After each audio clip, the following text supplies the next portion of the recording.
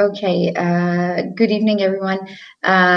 Today we have with us Ambreen and a very, very interesting and special topic with us. The best thing about today is that Ambreen, as a person, she is an amazing person. She's a very good communicator. She has skills which are undoubtable, and people know her for her humility, for her humbleness. Ambreen Ambreen Mustafa is a person who has been with Read Pakistan since a very short time. But the best thing about her is that she has agreed upon a topic which is of concern to everybody nowadays. I was very happy to discuss the topic with Ambreen, and initially when we were just talking about it, the team of Read Pakistan. The amazing part was that we wanted somebody responsible, somebody who could add value to this topic. This is a very serious topic if you come to think of it.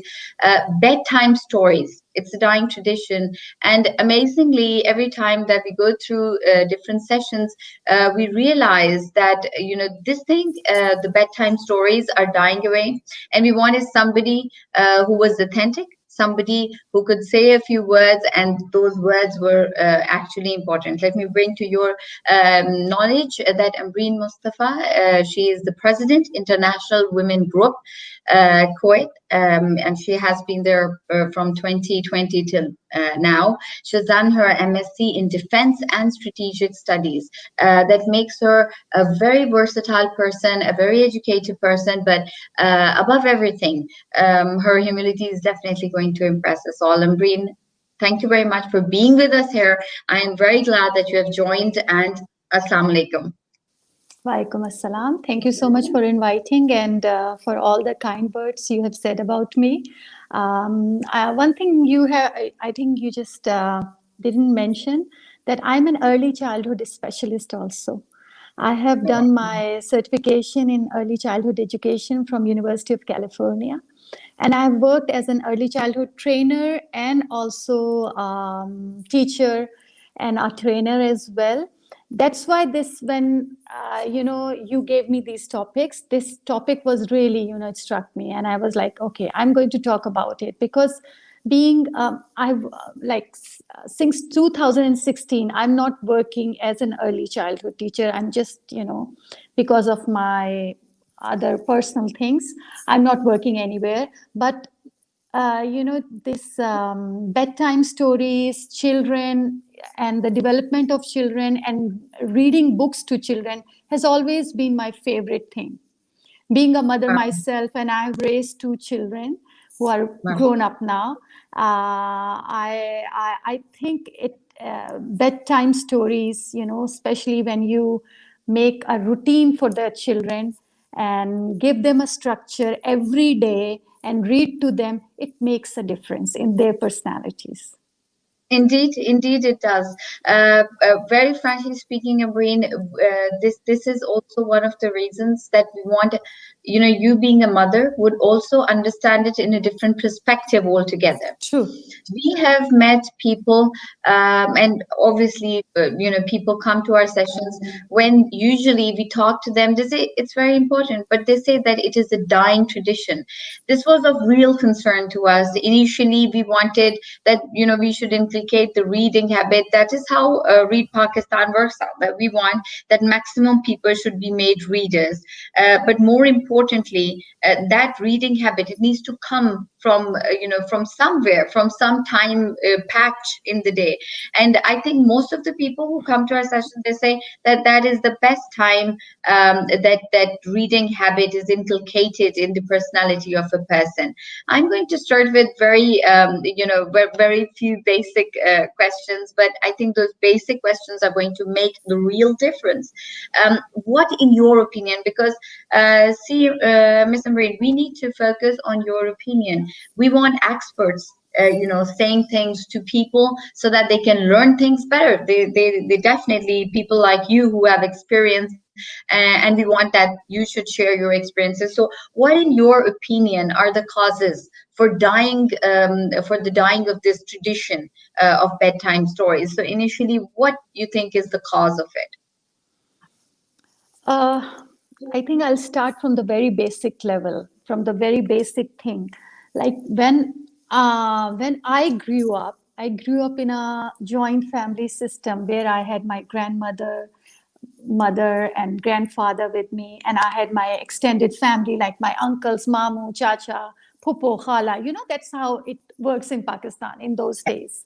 So uh, in those days it was very common. Always you have some kind of story, especially at night time when your grandmother, you will sit near her and she's going to narrate not just stories, but their own lifetime experiences in a story form.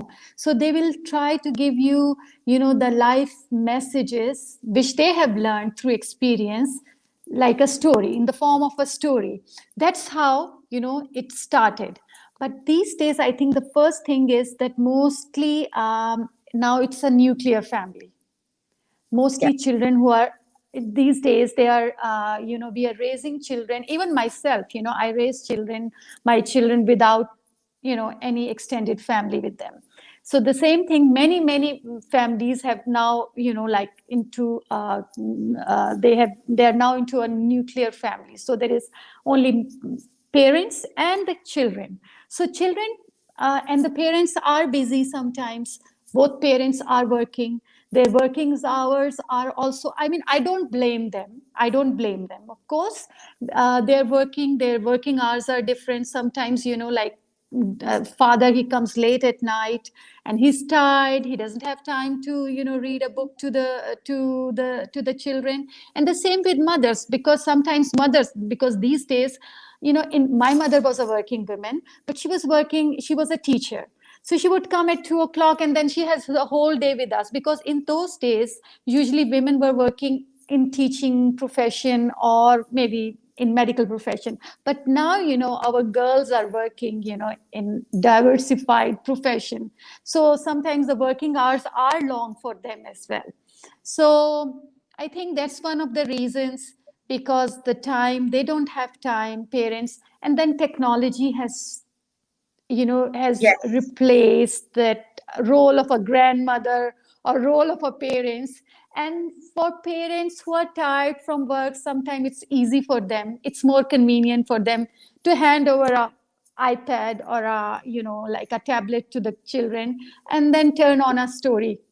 So this is also one of the reason, I will say, that and then of course TV shows, TV program, that also comes in technology. It has taken it has like, and children are also, I will say, because since childhood, since very young age, they are exposed to so much technology that they are so much used to these fast paced things.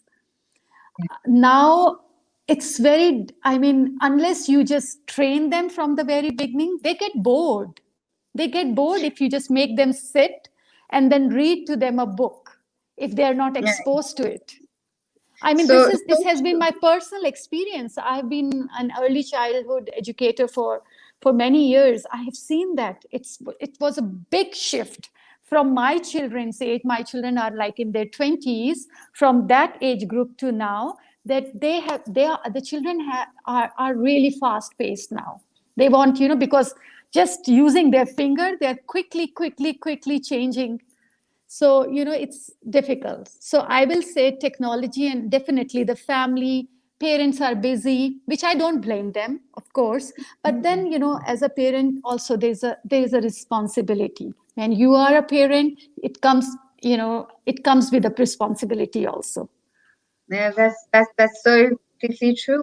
And I think I agree with you as well, because me being a working parent as well, I realize that there are times when you're tired. There are times when you just don't have that kind of energy in you, and then True. there comes that lag, the lag Hmm. between you and the book and the child. And I think that's one of the major factors. Number two, the Yeah. technology.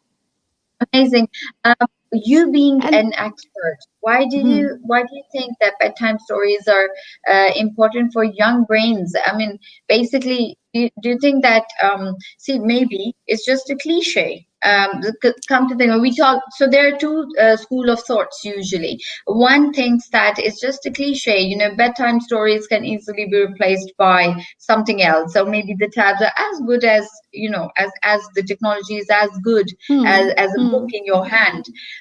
So what do you actually as a person think that, you know, you think that those have their own effect, and what sort of effect, and also what percentage would you give to the bedtime stories, to the books that we have in our life?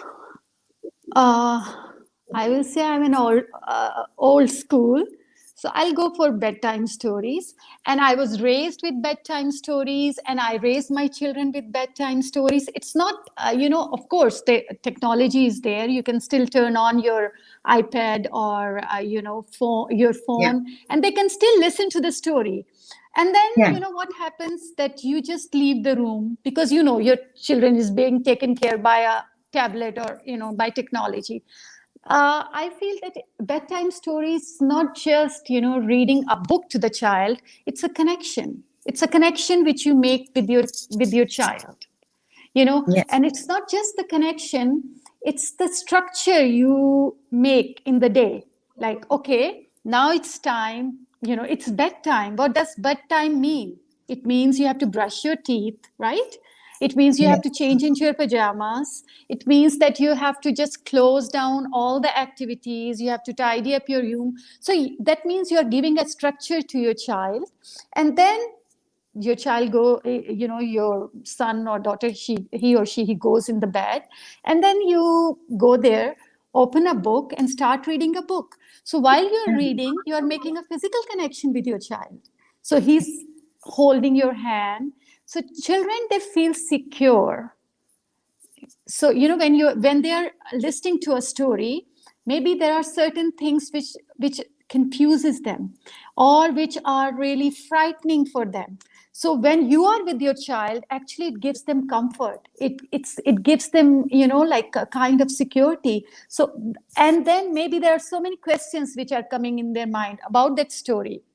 If you're mm, not there, if you just turn on the iPad or a story, who, I mean, maybe he has lots of questions. yeah, So if you're there, he's going to ask you question that, mommy, what's going to happen next? Is he going to be separated from his mom? Because the child is scared. Separation for a child is the biggest fear yeah, at that young age. I think in any age. And then and then definitely, when you are reading to a child, and if you know how to read a story, you know how you can build up a suspense. You can keep on asking question, right? What do you think it's going to happen next? What do you mm, think he's going to do, right? Or maybe you can just show the book to the child, and then you can say, ask him the question, okay, what do you think, what's going to happen in the story? It means you're just exciting the brain, stimulating the brain of the child, right? yes, This is yes, also very important. And then vocabulary. I remember, my mother, she used to read for us every day. And then she would ask my brother, my younger brother, who was 4 years younger to me, to narrate the story again. And I would, it was bored for me because we have read the book or that chapter, and then again listening from like a 3 or 4 years old kid. So I was older, so it was like very boring for me. So I asked my mommy one day that, why do you have to do that every day? She says, because I want to build his vocabulary. I want to build his narration power, because when he narrates, it will improve his vocabulary, it will improve his memory, and like his narration. So this is also yes, very, very important for a it, child. And then, of course, when you read to them, it gives them the habit of reading. So yes, I have seen that the parents who read to their children, the children always have this reading habit in them. Always. This is my personal experience. No, I think you're completely right about that, Ambreen, because you're right. And I think I'm going to point out to the aspect of imagination as well. And Yes, I want you to definitely. focus on, I want you to focus on imagination as well, that how bedtime stories are going to, prompt the imagination of a child. Because I feel that as a mother, I understand completely that you're a very good mother, but at the same time, you're a professional as well, and I think you should put some focus on the habit of, rather, I wouldn't say it's a habit, it's provoking the imagination of the Hmm. child. So Definitely, definitely. yeah, Yeah. So when you you you read to them, yeah. yeah, Hmm. sorry, please. I No, no, cut you. please go ahead. I just want your input on the aspect Yes, of definitely, imagination. definitely. Imagination is another very important aspect of reading bedtime stories or reading to the children. More or less, Yeah. it's not just that necessarily you have to read to them in a bed at the bedtime. You can, I mean, whenever you have time, I will say, read to the child. Read to the child. It's very important because it stimulates their brain. When you show them the pictures, of course it's just imagination, it's just stimulates their imagination, and keep on asking them question. It's very, very important, because I remember I have attended a workshop on reading books, and reading books to the young children, like 3 to 7 years old. And I remember the person who was giving us the presentation. He asked us to start from the beginning, questioning. It's very, very important to question, to challenge children, to challenge them, because when you challenge them, they start challenging themselves, they start challenging their imagination, and they keep asking questions to themselves. And then if you have time, I always used to, when I was working as a teacher, as an early childhood teacher, after reading a book, I used to give a piece of paper to the children, and I would say, okay, what did you learn from that book? Please draw, because children are very young. They cannot write a book review. So by drawing, it's a kind of their book review. So it's Yeah. also their imagination. So parents can easily do it at home. It doesn't require something really big. It's just a piece of paper and a box of crayons, which is usually we have at home. So Yes. after Yes. reading a book, you can always ask your children. That means that you can stimulate their imagination, and you will be surprised when they draw. And then you can ask questions about the drawing. Always ask question about the drawing, and start labeling the drawing. And you can No, see right. whether they have related the drawing with the book. Sometimes it's amazing. You'll be surprised to see how much your child has learned from the book. No, that's really amazing, because yes, the mind is a very complex thing. I mean, most of the times you don't expect the kind of things that are coming. My son is 3 years old. Sometimes Mm-hmm. he gives answers which are like really incredible, really out of this world, and Yeah, I'm not true. really expecting that he would say something like that in return to what I've asked him. And yes, I completely agree with you. Tell me, do you think there was a very interesting question a few days back? I met somebody, and I didn't take the name, but the question was very interesting. I want that question to be, narrated here with you, and to, exchange a few words on that. Somebody just, asked me. They said, imagination. You say that, reading is brilliant for developing imagination. The important thing, which the question was about, was I said that, what do you think this imagination, basically what happens is that if you make a person over imaginative, that person would just not be very practical in life. That made me think, what do you think about that? It, Hmm. it depends. Maybe he's successful. This is what you said. Maybe not very successful in life, right? This what did you They- use? yes, Maybe so not very practical in life. yes, because You what know, happens is that, what, yeah. We have all So kind of people. We have very successful artists and painters who are over imaginative, yes. writers and authors. So, I think everyone has their own set of mind. So Yeah. we cannot say a person who is over imaginative is not practical. Hmm. Maybe they are practical, That's they are, yeah, in their own way. Because you see, all these writers and painters and actors, they're all very imaginative, and some of them are the most successful in the world. I think I would agree with you. I met a few people, one or two friends of mine. They're really they have a very nice imagination with imaginative power, and I find them really different. They're larger than life, and I think I would completely agree with you. Over here we have Momina. I'm going to show her a comment right here on the screen, and she says my reading habits can directly be traced back to my dad telling me bedtime stories as a little child, and he'd do the same, make me repeat the stories back to him. So I think this is the See? kind of a technique, yeah, Yeah, that your mother has actually used. Or also says my mother used to tell me Islamic stories. Now this is very true. interesting. I'm going to bring you to this side as well, and parables and for bedtime that really improved my knowledge of Islam and developed my interest in Islamic history. True. Um, this is very interesting because, frankly speaking, I'm going to share my grandfather. Even though he didn't live for too long, I was only 8 years old when he passed away. But I think 8 years is a good age when you Hmm. sort of link yourself up with books. And he used to tell us a lot of Islamic stories. Hmm. What do you think? Do you find, I wouldn't say it's better or worse, but I would just say, what is more preferable? What do you think, Ambreen? What is more preferable? That we should be telling our children about Islam, or which kind of stories are more preferable at bedtime? I think anything, first of all, it's your child interest. First of all, go for your child's interest, what interests him or her. And then definitely, it's very, even my mother and my grandmother, like your grandfather, my grandmother and my mother, every night they used to tell us different stories of prophets.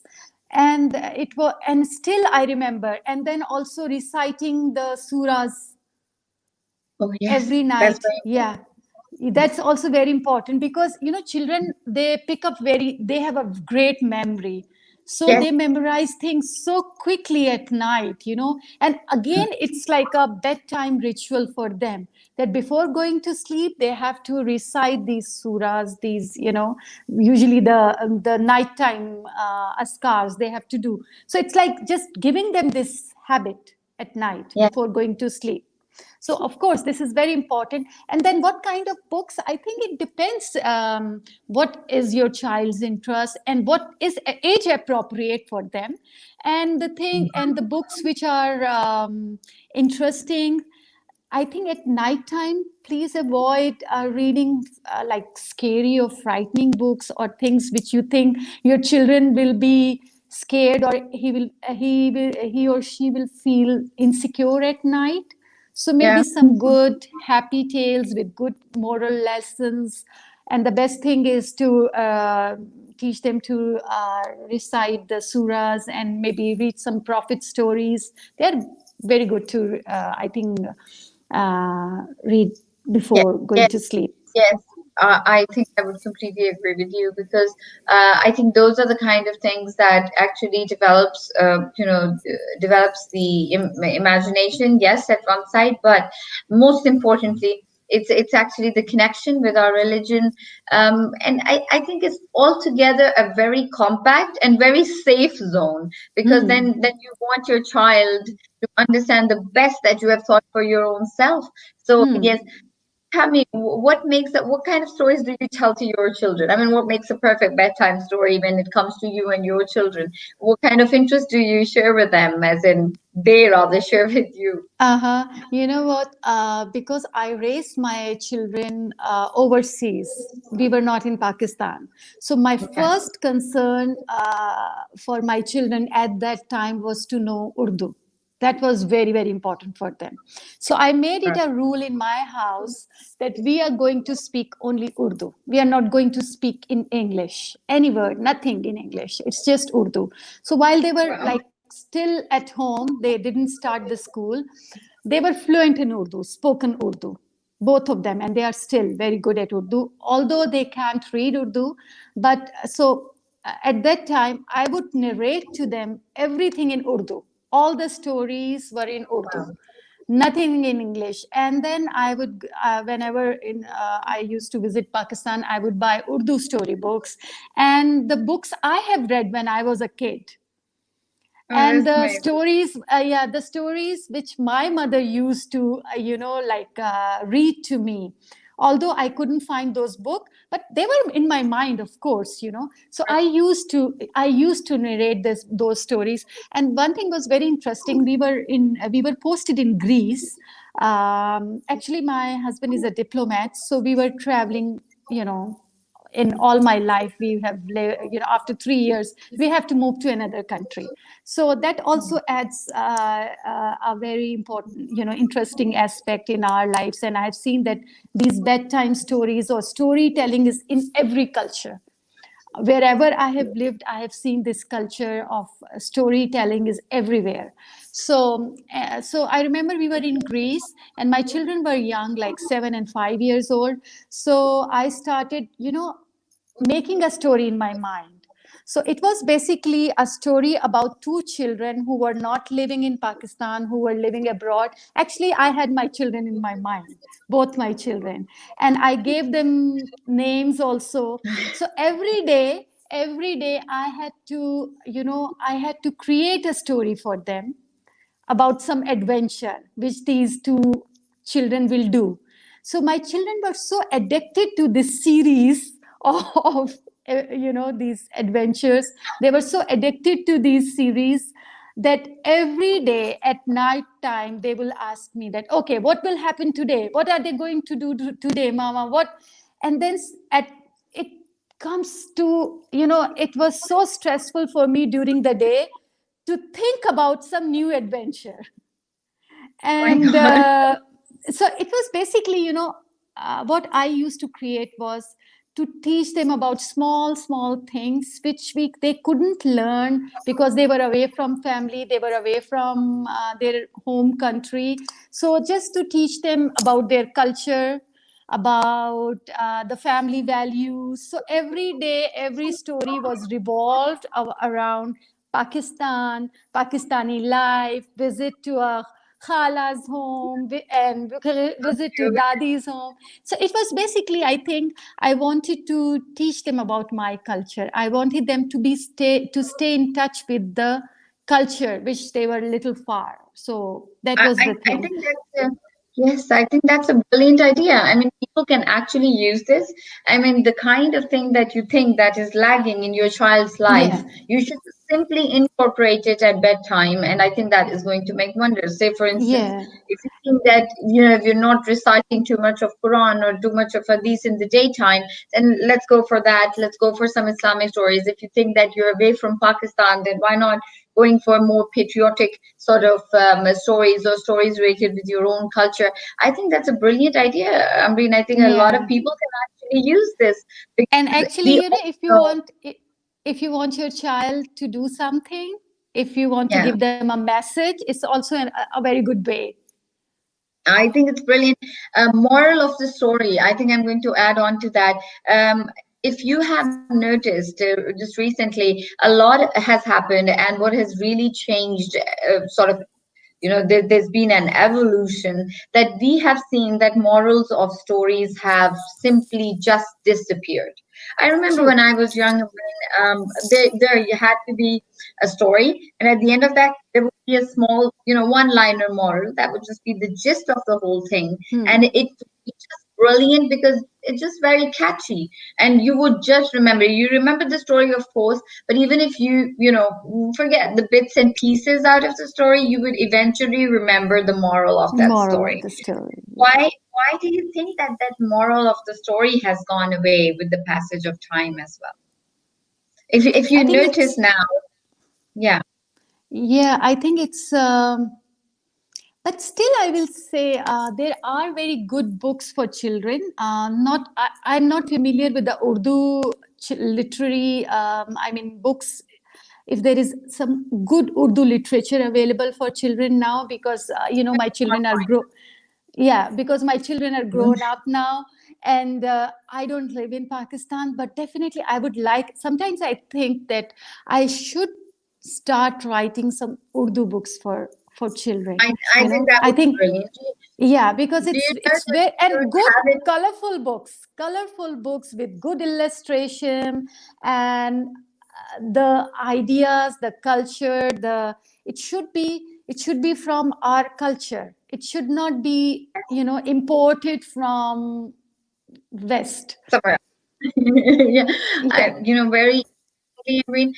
So whenever you're going to start with this idea of yours that you want to write down a book for children, you will have to contact us. yeah, Unfortunately, I'm going to definitely. share experience with you. Unfortunately, we were trying to find books for children, and Mm-hmm. you would be we were very dissatisfied, we were very unhappy. Myself and the chairman, Farooq Dal, both of us wanted to find books for children specifically. We wanted them to be sent off to schools for making Mm. libraries just to make sure that they have the right kind of material to read. And then we had a whole committee that was working on the selection of books and everything. And I was very disappointed personally to know, and I'm going to share that with you, Amreen. Unfortunately, we have hardly any writers. We have hardly any Mm. collection of books for children.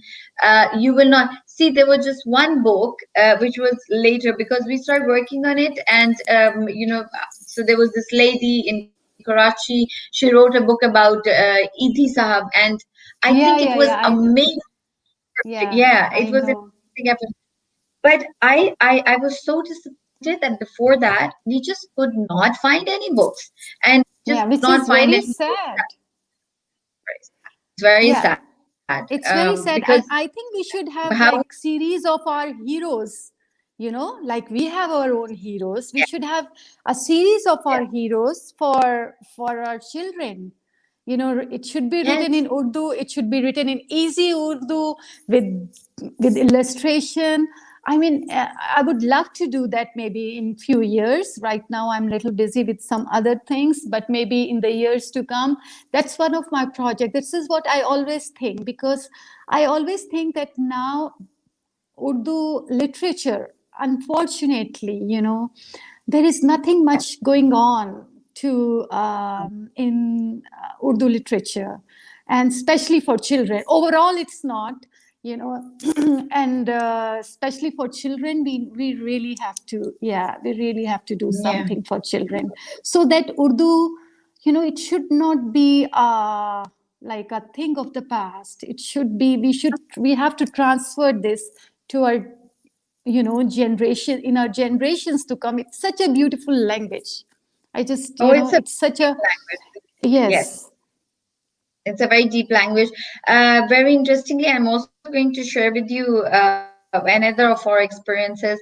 Urdu literature, well, basically, what we were planning, and I'm going to share it with you because you're a very, mashallah, learned person. You understand the nitty-gritties of I think most of the linguists. I'm a linguist myself, so I understand that not Mm-hmm. just English, but each language has its own value, and it has to add on to life, because then that's the best way.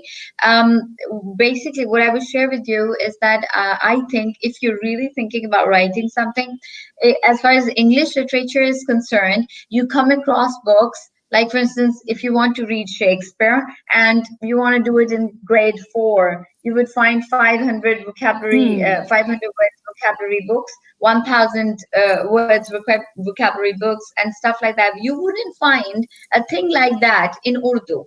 Even though Urdu is more deeper a language, it has more depth in it, and I think that kind of thing needs to be instigated. So Yeah. that's kind of just saying. I'm going to just show this comment which Noor has commented. It's interestingly, as a child, I knew a lot about Islamic history and history in general just from those bedtime stories. A lot of people are agreeing to see that Mateen is agreeing. And then we have Hamadan. He says bedtime stories plays crucial role in order to develop your child's critical thinking. Now, this is also a very interesting thing. I would like you to comment on this, Ambreen. Uh, the critical thinking. So rather, I would say critical or analytical thinking.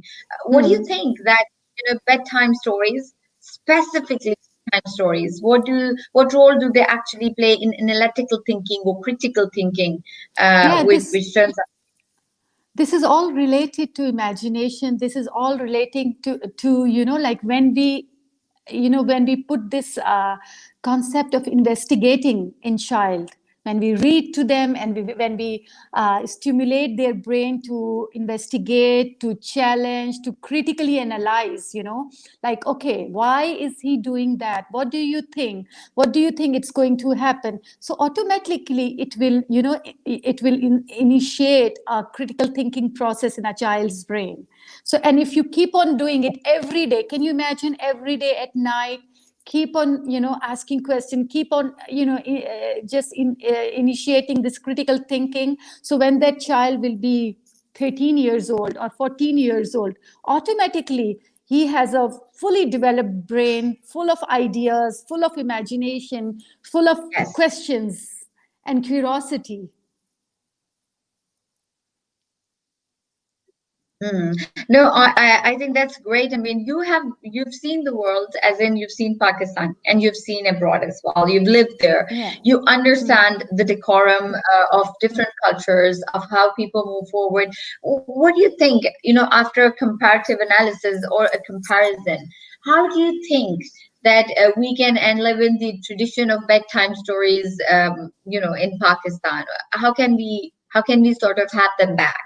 In Pakistan, or maybe there's a way or a tool that we can, sort of give to mothers, maybe, or maybe to teachers, because Yeah. these are two very important people of our community.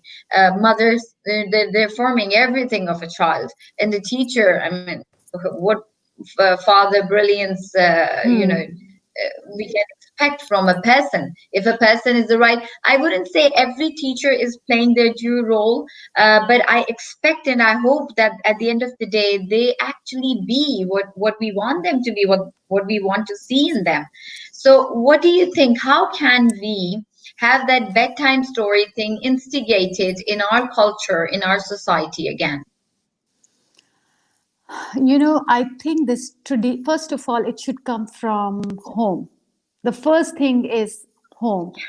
As I mentioned earlier, also that the parents who read books to their children, automatically they develop this concept of reading, and that means this reading.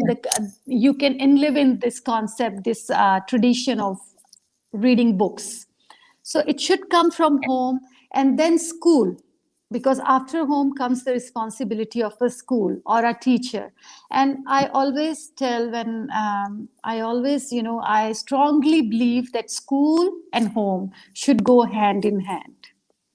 Because if school sends something home to read, like my children used to get Yes. readers every weekend, their teacher would send them like 5 readers which they have to read. And if parents, they don't open the bag, they don't even see the book bag, then I mean children are young, sometimes they forget. So and the concept of book reading, especially in early childhood at a very young age, is that parents should sit together with the child and read to them, because they cannot read by themselves, they're still very young, so you have to read with them. Okay. So I think both the Yeah. role and one more thing I've noticed, like when I visit Pakistan, that unfortunately uh, reading is becoming less and less day by day. I mean, bookshops are diminishing in Pakistan, and libraries, we don't have libraries now. I don't see any libraries now. Yeah, when I was young, we used to go to libraries. I'm from Rawalpindi, and I remember we used to have libraries, and very good quality libraries in those days. And we used to go and issue books every month, and we'll bring them home and read the books. But now, we unfortunately we don't have libraries. Bookshops are also, even if there are bookshops, I mean, there will be like there will be one portion of the books, and then there will be gift shop and other display items, but the books will be just limited to one small portion of it. So which is very sad. It makes me very sad that some of the bookshops which I have seen while growing up in Rawalpindi, Islamabad, they are just downsizing them because there are not enough readers. And we don't Yes, that yes, shows that adults are not reading. Okay, yes, because I think they have more interest, they have other interests, right? So yes, then what happens when adults are not reading? How would they give this habit to their children? yes, yes. That's very important. So I think it's very, very that's the important. most crucial. It's It's very, very very important. It's very important. crucial. It's very important. And I remember when my children were young, I used to take them every month, first week of every month, or Saturday or Sunday. I would take them out to a bookshop instead of a toy shop, and I would ask them, okay, you can buy two books each, so both of them will buy two books of their interest. And that is also another, like incentive. They would wait whole month to go to the bookshop, and buy a bookshop, and still they buy books and they read books. So Yes, this is my personal experience. I have seen with my children, that I have given them this love of books, so I can see that's still there. So if we want this tradition to go on, carry on with more, what I will say, with glory, and it yes. should, Valor so and proliferation. Yeah, yes, it should be, starting from adults, and yeah, also from school. It's very important. Role of teacher is very, very important, because when a teacher read to the child, of course it's not just the bedtime story. Again, I will say, it's reading should be, any time of the day, any time of the day. yeah, yeah. Tell me I have one thing. seen, in many countries, I have seen that in many countries, I have seen that people are driving, and when the signal is, red, they will take out a book and they will read. I have seen with my Yeah, own eyes, and really, it yes. brightens my day when I see such people. And then I have I seen, yeah, and then I've seen people using subways and buses, and they're reading books. But I don't see this happening in Pakistan anymore. It used to, before, I used to see people reading books outside. I used to see people reading newspaper, but now everything is, online, which is also a good thing. I'm not against technology, but then I think it's very important also to read actually books. Yes, because it's important to have hold the book in your hand to develop Oh, that yeah, connection, the yeah, connection that you were exactly. talking It's about. very important. And the smell of the book, it's very exciting. I read on Kindle also, because these days sometimes it's very difficult to find some books. And I'm a part of some book clubs. So for my book clubs, I have to read books, right? And then if I don't find that book here, so I have to buy on Kindle. But honestly, I mean, I enjoy reading online on a tablet, but it's not that exciting. It's No not that fun. satisfying. It's not that satisfying, which a book, when you hold, when you smell, when you can actually flip through the pages. That's another game. Yes. And yes, it's a completely different ball game. Yeah. So tell me, how schools can help our children? Basically, Sorry. Can you repeat it? considering, Can you please repeat the question again? I couldn't hear you. yes, sure.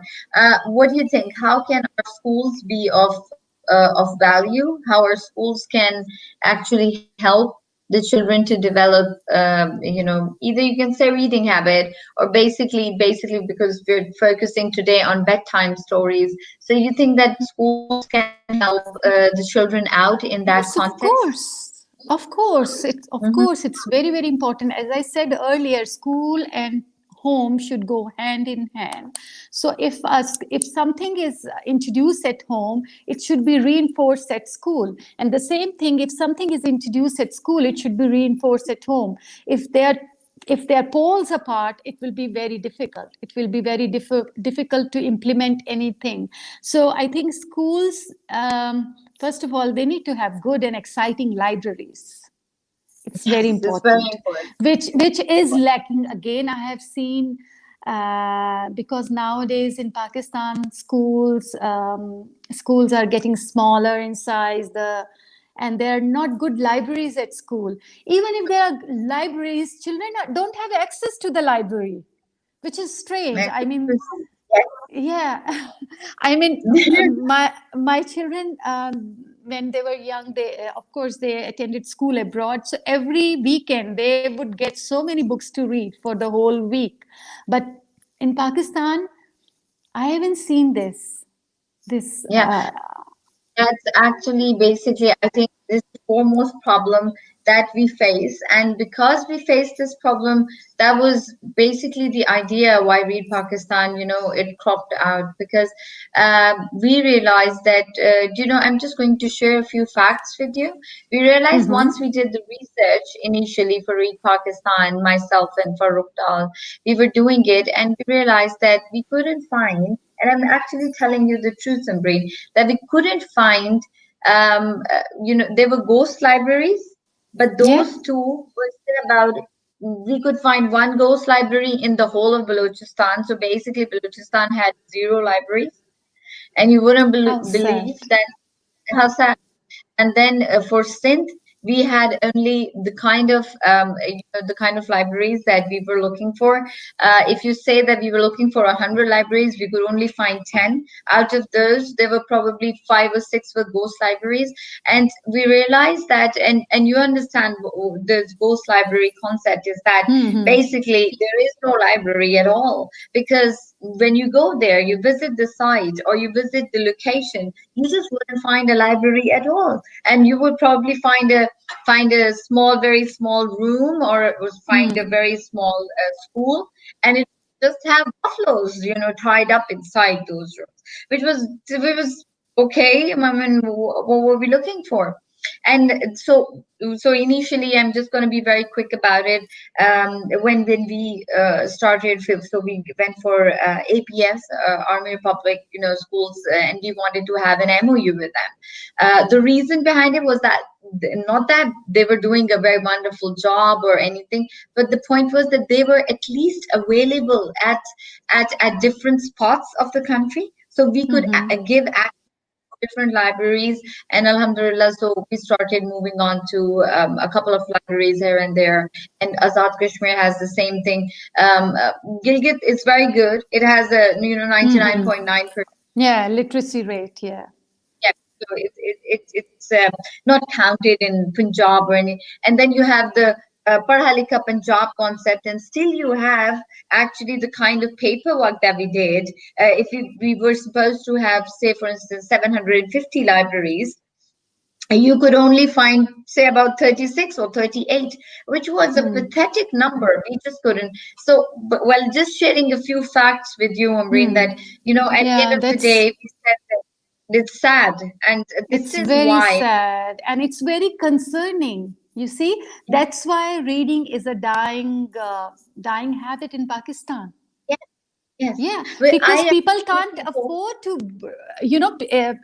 in our country, of course, even for a like a middle class person, it's difficult to buy books. Books are getting expensive also.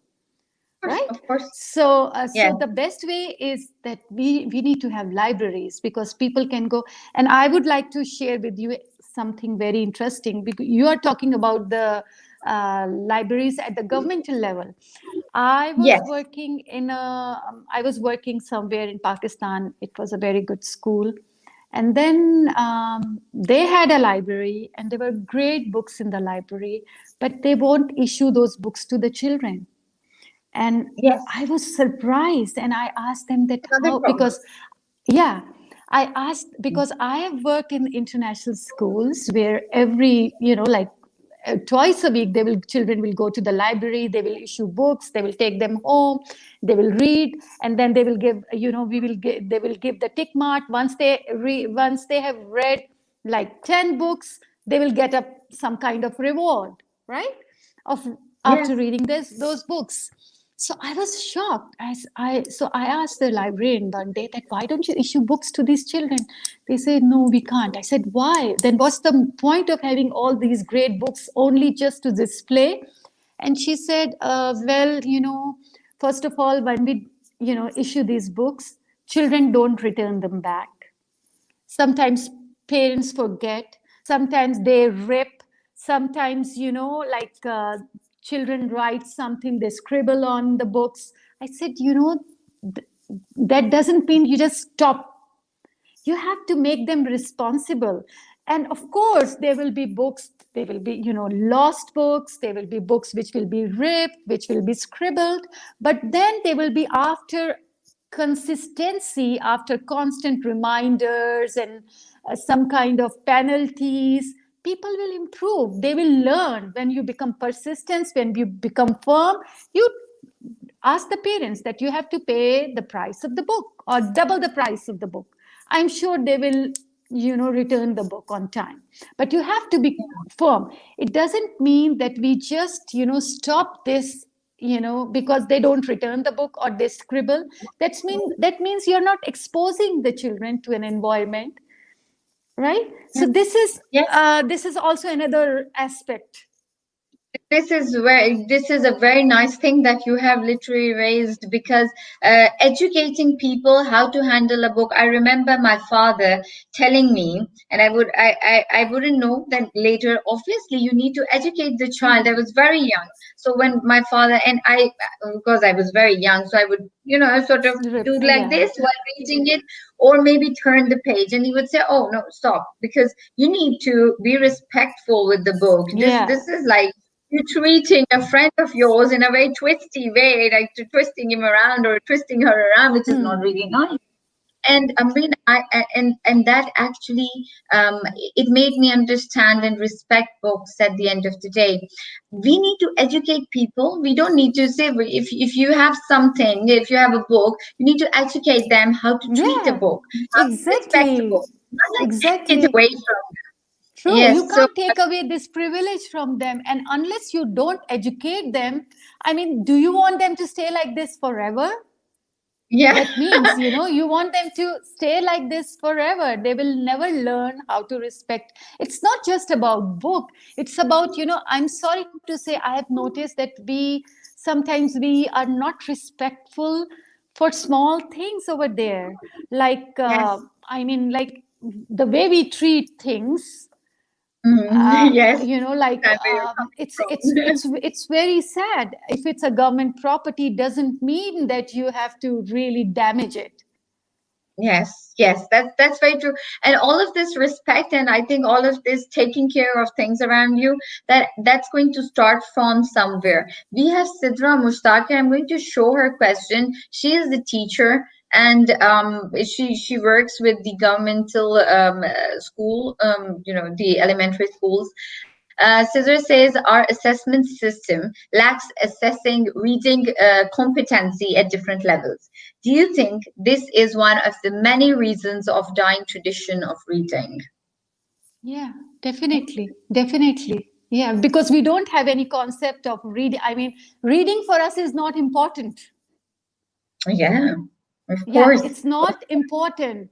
Reading, when it comes to a course, when it comes to scoring something, is important.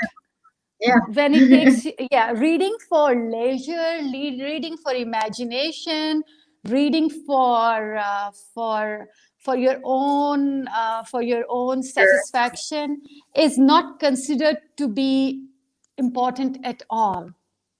Yes. Which is Have you very noticed unfortunate. that? It's Yes, very unfortunate. Yeah. it's very As unfortunate. long as I you are reading a book which is in your course, okay. Yeah, yeah. This I have noticed in. I think I'm going to agree with Sidra on this. Sidra, this is a brilliant thing that you have raised. Our assessment system definitely lacks, Hmm. the reading competency, because, well, basically, I was visiting, I was a visiting lecturer at a university level for a few, I would rather say a few months. A couple, say about 1.5 year actually, so about 14 to 16 months.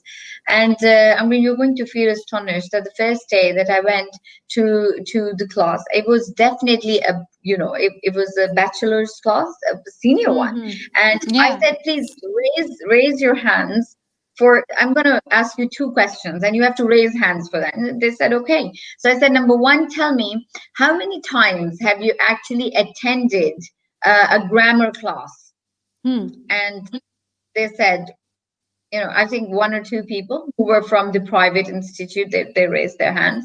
And I said, okay. And number two, I said, how many people read books just for reading books, like for leisure or for pleasure or for imagination or for your own satisfaction, not the ones that are lined up in your course?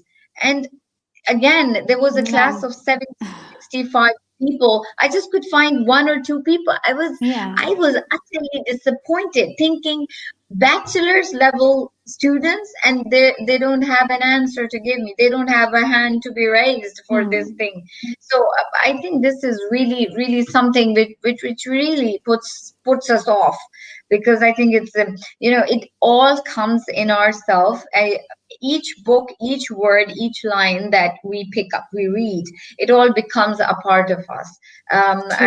I'm going to quote a very, a person I know myself, and an amazing person. He once said that, it doesn't become a part, a book read, it doesn't become a part of your memory. It becomes a part of your blood, because if you read it properly, it goes down. You Hmm. eat it, you just swallow it down your throat. It becomes a part of your body. And I completely agree with that. So True. I think I've got a comment to share here as well before we, because these are the last few minutes. Mohammed Hasnan is saying that the session is going great. He's showing the thumbs up. And then we have Mariam Nadeem saying bedtime stories are a beautiful memory of my childhood. They really played an important role in my development of children. Definitely, I think I'm going to agree with you, Mariam. And so we have a lot of people saying wonderful things. They're saying it's a great session. The session is going very good. We have thumbs up, a lot of thumbs up coming our way. Hamadan is also showing. Mateen Mer is also showing a thumbs up. Noor I shared, one comment from Noor, and I've got a few other from her as well. And she says that bedtime stories are the best memories of my childhood. I think this is a wonderful session, and thanks a lot, Miriam, for saying all these good things.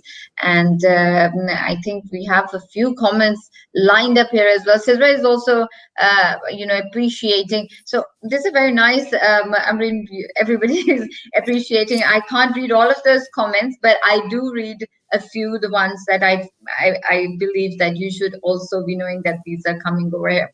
I'm sure you can't see those on your screen, Yeah. but I quickly share them off, usually in my sessions, that kind of boosts up the morale of the. Yeah. So yeah, so all of this is here. I mean, thank you so very much for extracting time out for us. This is a cause that we keep fighting for here in Pakistan. This is the need of the day. Trust me, it's a cause, but more or less it's a need now. True. It's not something True. that you can understand you, mashallah, because you have been to so many places.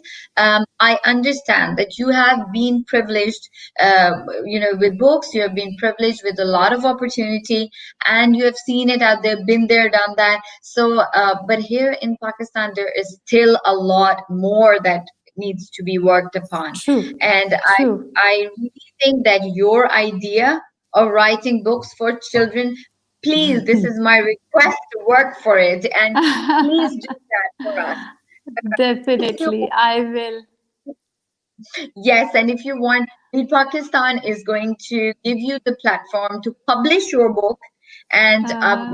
this is my personal offer. I don't care what the chairman says, but this is personal offer to you, that when you're publishing your book, we're going to publish it for you.